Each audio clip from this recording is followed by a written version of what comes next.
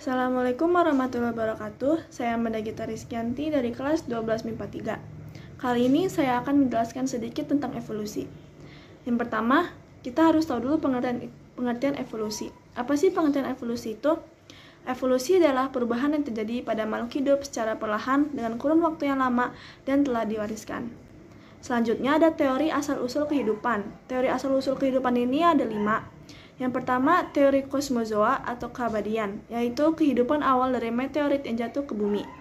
Yang kedua itu ada teori abiogenesis, yaitu berasal dari benda mati dan spontan atau bisa disebut teori genesio spontanea.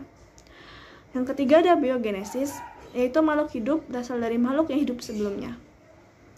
Yang keempat ada teori evolusi kimia, yaitu makhluk hidup berasal dari reaksi antara metana, amonia, gas, hidrogen, dan air. Yang kelima ada teori evolusi biologi, yaitu makhluk hidup ialah hasil perkembangan dari makhluk hidup berbentuk lebih sederhana. Teori evolusi ini dikemukakan oleh Lamarck dan Darwin. Nah, teori dari Lamarck ini adalah menyatakan evolusi terjadi melalui penggunaan organ tubuh atau use and disuse. Nah, misalnya nih, akibat lingkungan, organ-organ yang terus dipakai akan berkembang, sedangkan yang tidak digunakan akan tereduksi.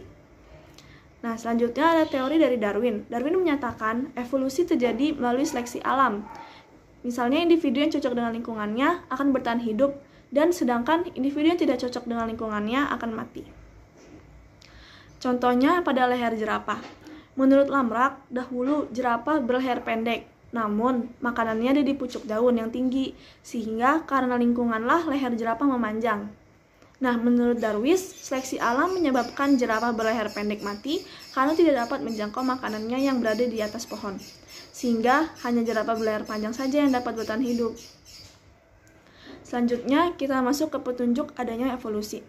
Yang pertama, variasi dalam spesies. Contohnya satu spesies kumbang. Yang kedua, alat tubuh sisa. Contohnya ini ada tulang vestigial pada paus. Yang ketiga, temuan fosil. Contohnya, temuan fosil mamut utuh di lapisan es. Yang keempat ada homologi dan analogi alat tubuh. Contohnya, anggota tubuh yang memiliki bentuk sama namun fungsinya berbeda. Yang kelima, ada persamaan embrio. Contohnya, akibat kesamaan ini dianggap semua vertebrata mempunyai moyang yang sama. Yang terakhir, kita membahas tentang akibat evolusi. Ada 2 nih akibat evolusi. Yang pertama, makroevolusi dan mikroevolusi. Nah, makroevolusi itu evolusi yang terjadi pada tingkat di atas spesies, seperti kepunahan dan spesiasi. Dan yang kedua itu mikroevolusi, yaitu perubahan evolusi yang kecil, seperti adaptasi yang terjadi dalam spesies atau populasi. Sekian dulu penjelasan dari saya, kurang lebihnya mohon maaf. Wassalamualaikum warahmatullahi wabarakatuh.